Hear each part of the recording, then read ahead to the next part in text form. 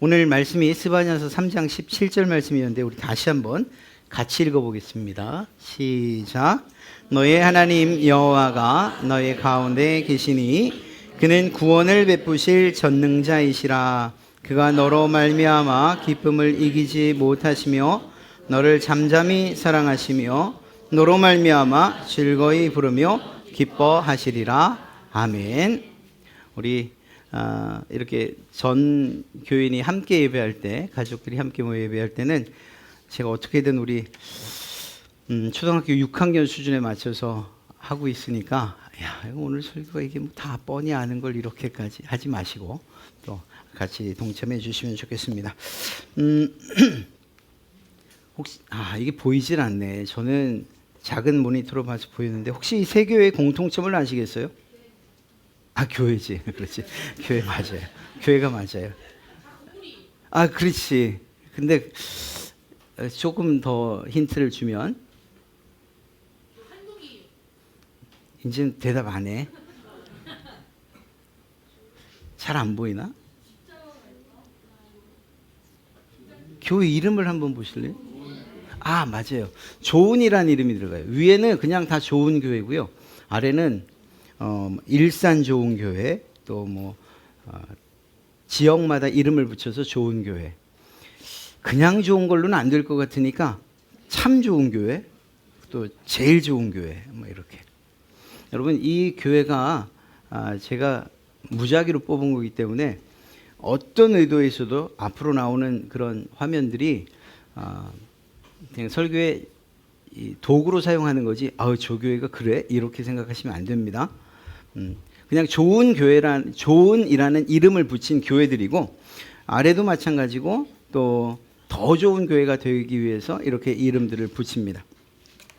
문제는 좋은 교회라고 이름을 짓는 이유가 뭘까? 정말 좋아서. 맞아요. 정말 좋은 교회이기 때문에,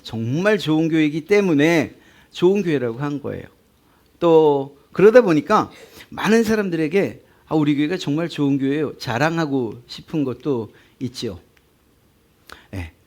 그런데 이것들보다는 이런 생각이 더 많이 들어요. 목사님 생각에는 지금도 좋은 교회지만 앞으로 더 좋은 교회가 되면 참 좋겠다라는 이런 소망이 있어서, 그래서 나중에 예수님께서 보시면 너 정말 좋은 교회였구나, 좋은 교회 성도였구나, 좋은 성도였구나, 이런 칭찬을 듣고 싶은 것 아니겠는가 생각을 합니다. 그러면 이제 또 목사님이 질문을 던지죠. 어떤 교회가 좋은 교회일까요? 그래요. 좋지 않은 예를 들면, 그러면 우리를 좋은 교회라고 착각할 수 있게 하는 것들을 생각해 보면 아마도 그 반대가 좋은 교회가 아니겠는가. 적어도 이런 것들만 가지고서 좋은 교회의 기준을 삼을 수 없다는 겁니다. 다시 말씀드리지만 지금 나오는 사진들이 제가 이뻐서 뽑은 것이고 또 제 뜻에 맞아서 뽑은 거지 좋지 않은 교회 아니다, 이거 아닙니다. 어디 가서 우리 목사님이 어디 교회 사진을 올렸는데 좋지 않은 교회라고 하더라, 그러시면 큰일 납니다. 네, 다시 말씀드립니다. 이건 그냥 제가 제 의도에 따라서 뽑은 것 뿐이에요. 이쁘고 아름다운 교회, 저는 이쁘고 아름다운 교회면 좋겠어요. 우리 교회도 어느 만큼 이런 정도 이쁘면 얼마나 좋을까, 그죠? 마당에 푸른 잔디가 쫙 펼쳐져 있고 주일 학생들이 막 뒹굴뒹굴 놀고 있고, 우리는 4층에서 뒹굴뒹굴 굴러요. 정말 멋지죠? 겉에만 그런가? 안에도 정말 이쁘고 아름다운 교회들이 많아요. 얼마나 멋진지 몰라. 우리도 이렇게 바꾸고 싶어. 이렇게 멋지게. 이렇게 아름답고 이쁘다고만 해서 좋은 교회인가? 왜냐하면 사람들이 보면서 참 교회 좋다, 예배드리기 정말 좋은데, 이렇게 말할 수 있기 때문이에요. 그런데 정말로 이런 모습이면 그러면 좋은 교회라고 할 수 있는가? 또 다른 것들도 우리를 착각하게 합니다. 그건 바로 편리하고 편안한 교회예요. 예를 들면 여러분은 딱딱한 의자에 앉아 계시죠?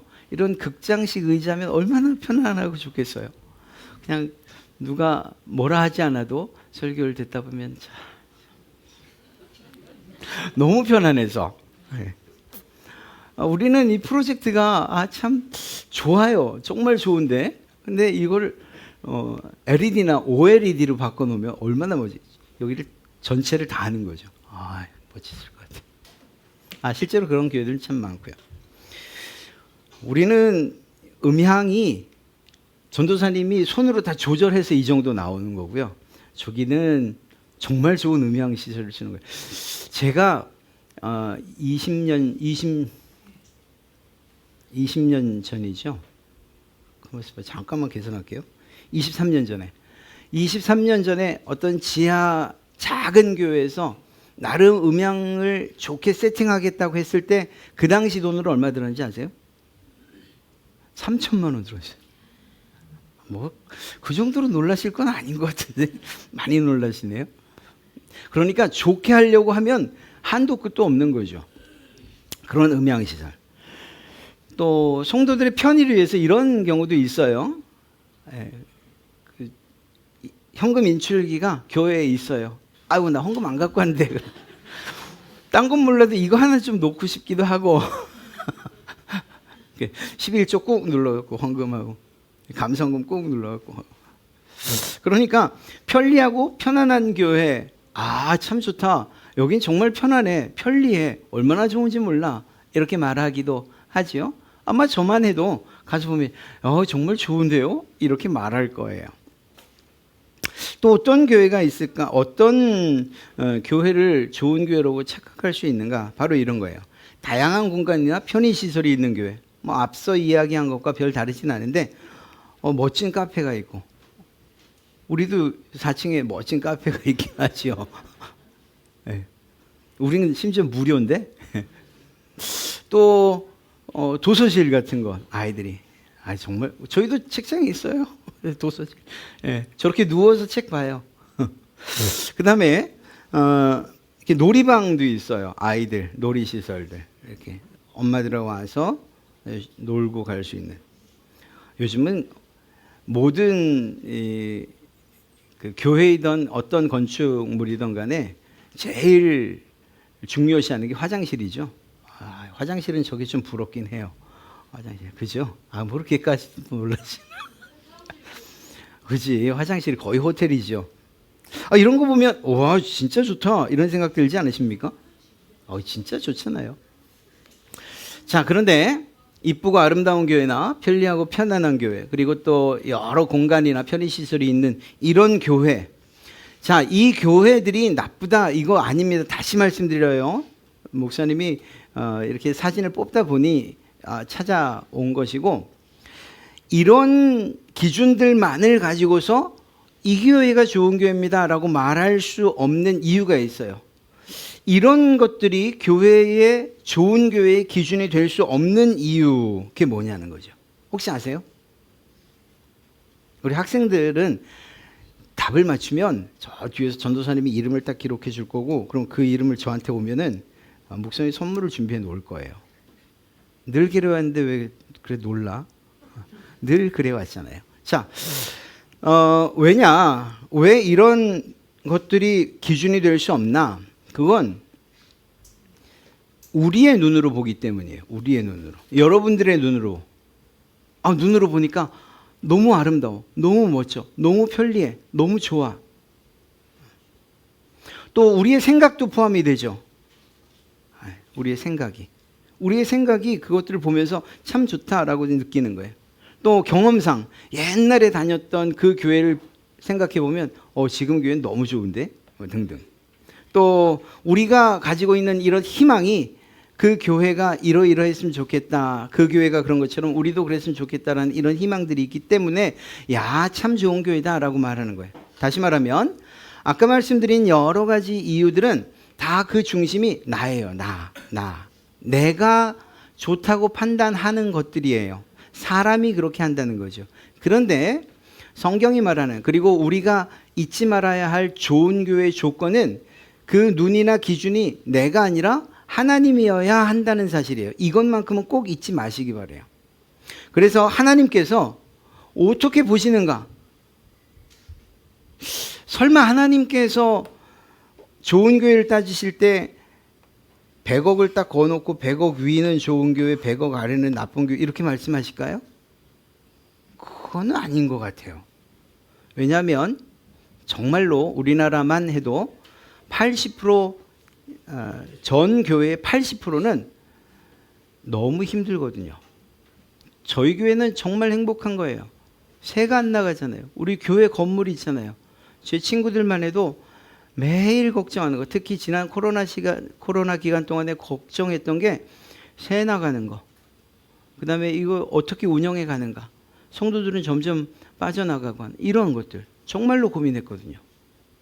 그런데 그런 교회는 자기 자산이 없으니까 좋지 않은 교회 이렇게 말할 수 있냐고요.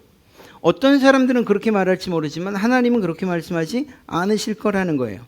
또 하나님께서 무엇이라고 말씀하시는가도 중요해요. 그러니까 기준이 하나님이어야 한다는 것입니다. 다시 말하면 하나님의 평가와 인정이 가장 중요하다는 것입니다. 예배당의 모양이나 편의성이나 편리함이나 혹은 어떤 구석구석에 좋은 것들 그리고 우리가 원하는 것들이 있고 없고가 중요한 것이 아니라 하나님만의 기준이 있고 그 기준에 따라서 좋은 교회, 그렇지 않은 교회라고 하나님이 말씀하실 것이라는 거예요. 그러니까 이제 우리는 이 좋은 교회를 이야기할 때에 우리의 마음을 내려놔야 돼요. 그래서 하나님께서 우리 교회를 보시면 어떤 교회라고 말씀하실까 하는 이런 관점으로 우리 갈릴리 교회를 다시 한번 돌아봐야만 하는 것입니다. 자, 하나님이 기뻐하시는 좋은 교회는 첫 번째로 누구와 관계되어 있을까요? 예, 맞아요. 하나님과 관계되어 있어요. 이건 아니야. 너무 쉬웠어. 자, 하나님과 관계되어 있는 거예요. 하나님과 어떻게 관계되어 있느냐? 하나님을 경외함으로 사랑하는 교회. 자, 여기서 이제 물어볼게요. 경외가 무슨 뜻이에요? 경외. 경외. 사실, 섬기다. 섬기단 맞아요. 섬기단 맞는데 그 앞에, 뭐가 들어가야 돼? 어떤 마음으로? 존중하는 마음, 맞아요. 50% 맞았고, 그러면 이제 75% 맞았어요. 좋은 마음으로는 땡. 고맙다. 자, 경외라는 것은 이 마음이 꼭 들어가야 돼요. 이 마음이. 그거 한번 맞춰보시겠어요? 하나님 앞에 서면 우리가 어떤 마음일까? 하나님 앞에 여러분들이 하나님 앞에 탁 섰어요. 그러면 어떤 마음이 먼저 들까? 하나님이셨어요. 이렇게 앉는 아빠한테 안기듯이 그렇게 할까? 아니면 하나님 앞에 딱 서면 어떤 마음이 먼저 들까요? 그렇지. 은효가 답을 맞췄네요. 뭐 찍어도 너도 좀 찍지. 맞습니다. 경외라는 것은 존경하는데 그냥 존경이 아니라 두려워하는 마음으로 존경하고 섬기는 것을 말해요. 하나님을 섬길 때에 이 경외라는 말을 빼놓고 나 하나님 섬깁니다. 하나님 사랑합니다. 라고 말하는 것은 부족한 거예요. 왜냐하면 사람들 간의 예의에서도 어른들 앞에서 이야기를 하거나 혹은 또 어른들의 이야기를 듣거나 또 혹은 많은 사람들이 모인 자리에서 어떤 높은 사람들, 선생님이든지 누군가 이야기할 때에 그 사람의 이야기를 듣는 태도가 그 앞에서 이야기하는 사람에 대한 마음을 표현하고 있기 때문이에요. 할아버지나 아빠가 얘기하는데 이렇게 얘기하면 거기에 존경이 있을까요? 두려움은 있을까요? 진짜로 그렇게 하는 친구들이 있나 보구나. 이렇게 웃으시는 거 보니까. 아니야. 할아버지, 아버지가 아니면 혹은 대통령님이 앞에서 얘기하는데 이렇게 얘기하면 이런 태도를 취하면 존경하는 마음이나 더 나가서 두려워하는 마음이 그에게 있는 걸까요? 없는 거예요. 마찬가지로 하나님을 경외한다라고 할 때에 그 하나님 앞에서 여러분들의 태도가 정말 중요해요. 정말 하나님이 두렵습니다. 그러나 내가 하나님을 존중하는 마음으로 섬기고 있습니다 라고 하는 이것이 중요하죠. 자, 그러면 진짜 문제예요. 또 다른 문제. 경외심과 하나님에 대한 사랑이 가장 잘 표현되는 때는 언제일까요? 뭐 그것도 틀리진 않은데 내가 원하는 정답. 아우, 세 명이나 대답을 했네.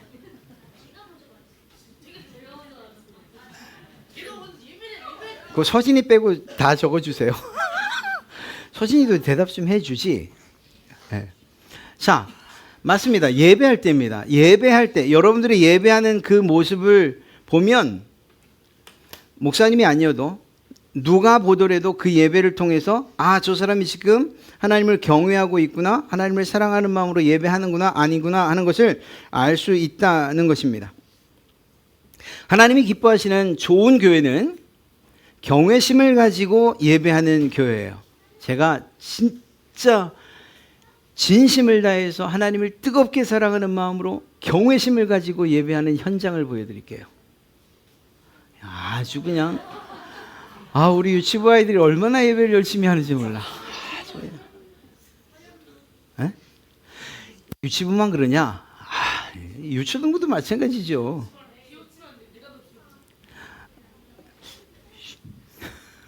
자, 우리 이쪽은 우리 유초등부, 수련회 갔을 때 중고등부. 예배를 드린다라고 할 때에 이런 기본적으로 우리가 드려지는 모든 순서들마다 하나님을 기뻐하고 그리고 경외함이 필요하다라는 것입니다. 그런데 그냥 목사님이 경외감을 가지고서 하나님을 두렵고 떨리는 마음으로 예배하세요라고 하면 그러면 어떤 것이 그런 것인지 정확히 알 수가 없죠. 목사님이 그래서 좀 지침을 말해 줄게요. 앞으로 예배할 때는 이런 마음과 이런 태도를 가지고 예배를 하면 좋겠습니다. 먼저 답을 보시니까 첫 번째가 바로 바른 태도로 예배하라는 거예요. 우리 중고등부 학생들 지난해 기억하실 겁니다. 올해였나? 바른 생각과 바른 마음, 그리고 또 더 나아가서 하나님께 올바로 예배하는 것은 바른 태도부터 시작한다 그랬죠. 그 태도는 가장 기본이라고 말씀드렸어요. 운동 경기를 하는 사람들에게 있어서 가장 중요한 것이 기본 태도잖아요. 가장 중요한 기본이 태도이고 자세이고 기본기예요. 그것처럼 우리가 예배를 한다라고 할 때에 가장 중요한 것은 태도예요. 누워서 예배하는 것, 또 눈을 감고 혹은 또 이렇게 딴 생각을 하면서 예배하는 이런 것들로는 하나님을 경외한다라고 스스로 말하기 부끄러울 거예요. 올바른 태도가 되지 않았는데 올바른 예배를 드렸다는 것은 거짓말일 수밖에 없는 거예요. 물론 그렇다고 해서 지금 이 자세가 바른 태도라고는 말하지 않을 거예요. 왜냐하면 여러분이 혹시 아프리카로 이민을 간다거나 그러면 예배 태도가 또 완전히 달라지거든요. 거긴 2시간을 뛰면서 찬송하면서 예배하거든요. 근데 거기 가서 또 이렇게 예배하면 그게 또 잘못된 거지. 그러니까 문화와 그리고 또 지역에 따라서 다른 예배 방식이 있을 수는 있어요. 교회마다도 또 달라요. 우리 교회에 예배하는 모습과 또 다른 교회에 예배하는 모습이 다를 수 있어요. 그러나 속한 그곳에서 원하는 올바른 태도를 가지고 예배하는 것, 이게 중요하다는 거예요. 예를 들면 이런 건 안 돼요. 목사님이 세미나를 갔는데 찬양을 얼마나 뜨겁게 하는지 몰라요. 근데 정작 하나님 말씀 전한 딱 시간 되니까 그 찬양하던 분들이 다 주무시고 계세요. 이렇게. 그거는 아니에요. 차라리 찬양하지 않으시고 예배하시고 말씀을 듣는 게 맞아요. 자, 어찌되었거나 바른 태도가 중요합니다. 두 번째는 마음을 좀 뺏기지 마세요. 오늘 피파 모바일 어떻게 올려야 되는데 내가 음바페를 사야 되는데 이런 거 말고 그런 거 말고 다른 생각 말고 예배에 집중을 좀 하셔야 돼요. 오늘 무슨 말씀을 하시는가? 전도사님이 혹은 목사님이 오늘 무슨 주제로 어떤 내용을 이야기하시는가 하는 것들에, 그리고 하나님이 그 말씀을 통해서 나에게 무엇을 요구하시는가, 이런 것들에 대해서 집중을 해야 돼요. 그 다음에 한 가지 더, 기쁜 마음으로 예배하세요. 엄마가 가자고 해가지고 또 그 게임 시간 늘려준다고 하니까 이 예배하는 이런 거는 할 수는 있지만 하나님께서 정말 기쁘게 받으실까? 그런 예배일까 생각해 보면 그렇지 않을 것 같아요. 그러니까 앞으로 여러분들이 정말 우리 갈릴리 교회를 좋은 교회로 하나님께 인정받게 하길 원하면 이렇게 예배하셔요. 이게 제일 중요해요. 그래서 여러분들이 한번 따라서 읽어봤으면 좋겠습니다. A부터 C까지 시작. 예배 마음을 빼앗기지 않겠습니다. 기쁜 마음으로 예배하겠습니다. 네, 감사합니다. 정말로 그렇게 올바른 예배를 통해서 하나님께서 기뻐하시는 그런 우리 갈릴리 교회가 되었으면 좋겠습니다. 또 한 가지는 이웃을 사랑하는 교회가 정말 좋은 교회예요. 몰라. 나 이웃은 모르겠고 그냥 우리만 잘 먹고 잘 살면 되지 뭐. 우리만 행복하면 되지. 이건 우리는 좋은지 몰라도 하나님께서 보실 때 그럼 야 너희 좋은 교회 아니다. 이렇게 말씀하실 거예요. 자, 모세가 시내산에서 하나님께 받았던 게 뭘까요? 돌을 받았지. 그렇지, 돌. 근데 그 돌 받았다고는 안 하잖아. 그렇죠. 서진이가 딱 얘기를 했네요. 10계명을 받았습니다. 자, 그러면 또 한 가지. 10계명에 그 10계명은 총 몇 개일까요? 네, 그건 저도 알아요. 그런데 그 10계명에 두 가지 사랑이 담겨 있는데 어떤 사랑과 어떤 사랑일까요? 자, 우리 남학생들 조용히 하고 그 앞에 좀 얘기해 보자.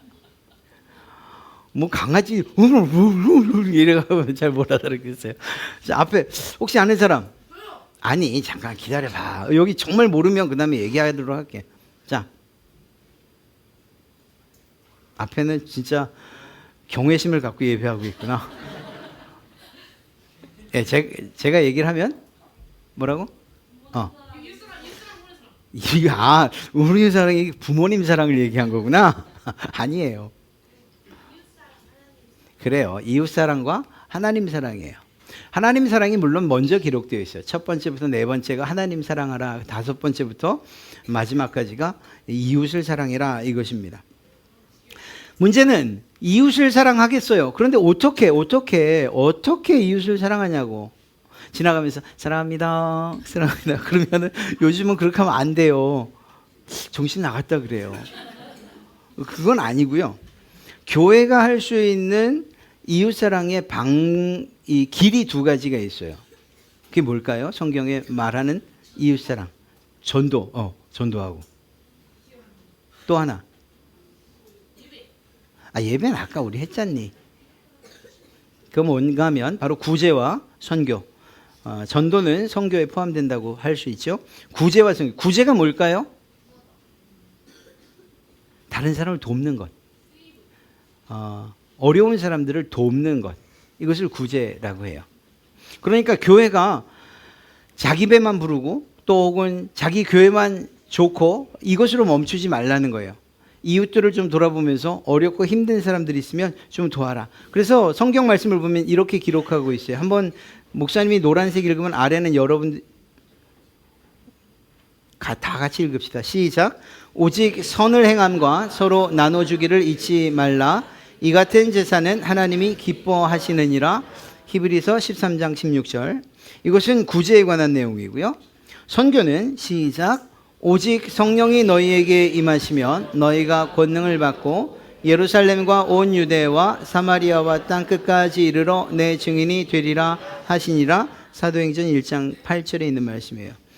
이것은 주님께서 명령하신 거예요. 구제하고 선교해라. 이게 교회의 사명입니다. 저희가 안타깝게도 코로나 기간 동안에 이런 구제 활동이 멈췄어요. 활동은 멈췄지만 물론 저희가 동사무소와 계속 긴밀히 연계하면서 필요한 그러한 지원은 계속하고 있고 올해도 하고 있고 그래요. 분기마다 혹은 또 절기마다 계속해서 후원을 하고 있어요. 다음해부터는 실제적으로 우리가 했던 일들을 다시 한번 하게 되지 않을까 싶기도 합니다. 마음의 준비를 좀 하시는 게 좋을 것 같습니다. 예를 들면 우리 권사님들 얼마나 힘들고 또 수고로 이 김장 봉사를 하셨어요. 그래가지고는 120박스 만들어서 또 이웃들과 함께 나누기도 하고 매해 했었죠. 또 3월, 6월, 9월에는 어르신들 초대해서 식사 봉사하기도 했죠. 그때는 여러분들도 나와서 안내하고 이런 일들을 했었어요. 또 5월에는 어린이 축제도 했는데 아마 다음에는 해야 되지 않을까 하는 생각이 듭니다. 긴장하지 마시고요. 이런 일들을 통해서 교회 이름을 내려고 하는 것이 아니라 교회가 이웃들과 함께 살아가야 됩니다. 함께 짐을 나눠야 됩니다. 예수님께서 당신을 사랑하십니다. 라고 하는 것들을 알려야 되는 거죠. 그것이 구제라는 이름으로 우리가 해야 될 일이에요. 여러분들은 정말로 좋은 교회에 소속되어 있어요. 이렇게 이웃들을 위해서 또 그분들의 어려운 부분들을 해결하기 위해서 여러분들이 헌금하시는 것들을 잘 모아두고 있고 또 잘 사용되고 있거든요. 뿐만 아니라 선교도 그렇습니다. 선교는 저희가 아시는 것처럼 우리 학생들도 알아야 돼요. 여러분들의 부모님들이 또 어른들이 하는 선교 헌금을 가지고서 주보에 보면 많은 분들을 비록 한 달에 금액이 많지는 않지만 10만 원씩에서 매달 보내드리고 있어요. 그게 저희가 제가 오면서부터 계속 그렇게 하고 있어요. 지금은 12곳인가요? 그렇죠. 또 그것뿐만 아니라 좀 오래전이긴 하지만 학생부도 청년부도 단기 선교를 갔다 왔어요. 선교에 대한 열정들 그리고 또 선교사님들의 고충들을 보면서 우리가 더 열심히 선교해야겠구나. 또 선교의 핵심이 돼야겠구나 하는 그런 것들. 여러분들도 이제 코로나의 기간이 끝났으니만큼 장년부 또 뭐 학생부 따질 것 없이 이런 기회들이 많이 제공되었으면 참 좋겠습니다. 그래서 선교 현장을 보면 우리의 마음이 달라지거든요. 내가 드리는 이 헌금이 어떻게 사용되는가를 보면 그리고 그분들이 얼마나 중요한 것인가를 보면 그러면 선교에 대한 생각이 달라지거든요. 중요한 것은 이런 일들을 하나님께서 기뻐하신다라는 거예요. 마찬가지로 하나님이 기뻐하시는 종교회 그것은 구제와 사랑으로 이웃 사랑을 실천하는 교회인데 여기에도 마찬가지로 아까 말씀드린 것처럼 우리가 좀 더 실제적으로 해야 될 일이 있어요. 첫째는 하나님의 마음으로 바라보셔야 돼요. 어려운 분들 보면서 나라에서 뭐해? 그냥 그렇게 보지 마시고 그렇게 말씀하지 마시고 이거 목사님한테 말씀드려야겠네. 또 어떻게 도울 수 있는 방법이 없을까? 이렇게 하나님께서 우리를 바라보셨을 때 그 마음 참 불쌍하고 자비를 베풀지 않으면 곧 죽을 것 같고 한 그런 마음, 그런 우리를 그렇게 바라보셨잖아요. 그런 마음으로 바라보세요. 그러면 보여요. 그리고 그런 보여지는 것들은 함께 나누고 교회에서 해결해 가면 돼요. 그 다음에 즐거운 마음으로 하세요. 봉사 좀 준다니까 안 할 수는 없고 어린이 축제 때는 한 방에 그때 우리 10점 줬나요? 18점 줬나? 뭐 하여튼 8점이요?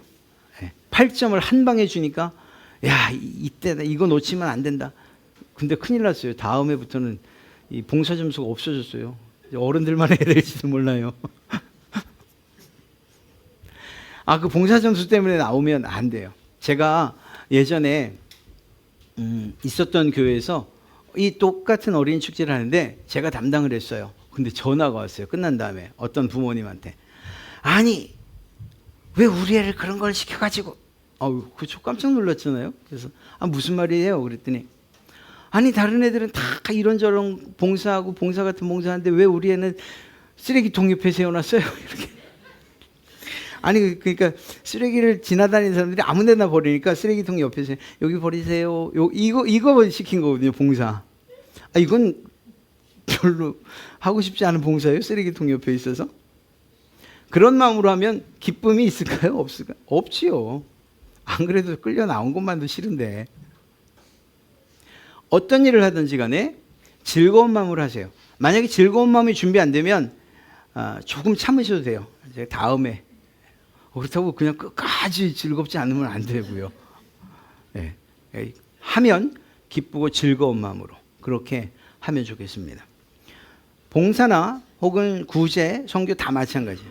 그 다음에 기쁜 마음으로 헌신하세요. 이 헌신에는 몸으로 드리는 것도 있고 시간으로 드리는 것도 있고 물질로 드리는 것도 있고 여러분들이 가진 재능을 가지고 드리는 것도 있을 수 있어요. 청년부가 예전에 시골에 있는 여름 성경학교 이렇게 가서 성경학교 하고 또 전도하고 했던 그런 기억들 있잖아요. 그때 시간 냈지요. 재능 냈지요. 또 그들이 준비해 갔지요. 물질 냈죠. 그러니까 그러면서도 기쁘게 했단 말이에요. 그런 마음이 필요한 것입니다. 여러분들이 앞으로 구제를 하고 또 선교를 해야겠다는 마음이 드실 때는 이런 원칙들을 꼭 기억하세요. 하나님의 마음으로 하시고 그리고 즐거운 마음과 기쁜 마음으로 헌신하셔야 돼요. 그리고 혼자 하는 봉사는 없어요. 같이 하시면 참 좋을 것 같습니다. 혹시 우리 갈릴리 교회 표를 아세요? 학생들.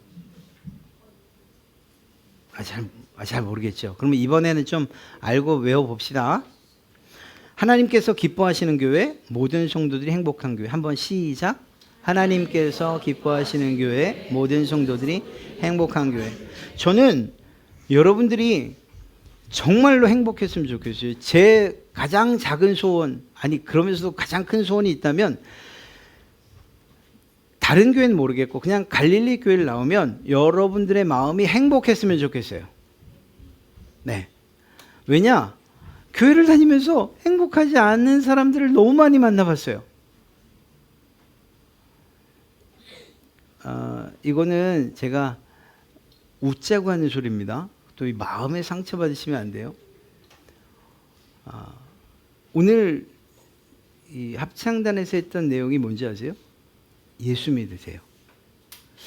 그 곡도 기쁘고 그 다음에 가사도 얼마나 행복한지 그런데 이 표정들이 안 행복해 보여. 제가 이유는 알아요. 지휘자가 없어서 그래요. 지휘자가 없어서. 빨리 누가 좀 지휘 좀 해주세요. 지휘자가 있으면 앞에서 그냥 즐겁고 안 웃으면 막 웃으라고 막 이러면서 하는데 그거 없으니까 악보 보랴 멀리 떨어져 있는 반주하며 지휘하는 사람 보랴 그러니까 인상이 있어갖고 행복해요 이렇게.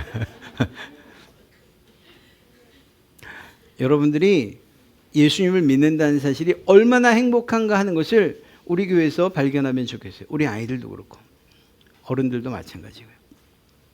상처받는 교회가 아니라 상처가 아무는 교회. 다른 사람들 때문에 힘들고 어려운 교회가 아니라 오히려 그들 때문에 힘을 얻는 교회. 그런 교회 말입니다. 무엇보다 하나님께서 내가 하는 일들과 우리 교회가 하는 일들을 보고 기뻐하신다고 하니까 그것 하나만으로도 행복한 그런 교회가 되었으면 참 좋겠다는 거예요. 이런 기뻐하시고 모든 성도들이 행복한 교회가 되기 위해서는 바로 이것입니다. 온전한 예배와 즐거운 헌신. 오늘 제가 말씀드린 두 가지예요. 예배와 그리고 구제와 선교라는 헌신. 이러한 즐거운 헌신으로 하나님을 기쁘시게 하는 우리 갈릴리 교회가 되었으면 좋겠습니다. 또한 기뻐하시는 그 하나님과 서로 사랑하는 것을 통해서 모든 성도들이 행복한 그러한 갈릴리 교회가 되기를 소망합니다. 오늘 35주년 사람 나이로 치면 정말 가장 혈기왕성하고 가장 힘있게 움직일 만한 그러한 때. 앞으로 시간이 흐르고 그래서 이 자리에 계시지 않을 분도 계시고 이미 천국 가서 또 잘하고 있나 이렇게 체크하시겠지만 그런 상황들이 온다 할지라도 여전히 변함없이 갈릴리 교회는 하나님께서 기뻐하시고 또한 모든 성도들이 행복한 그러한 교회가 되기를 간절히 소망하고 또한 축복합니다.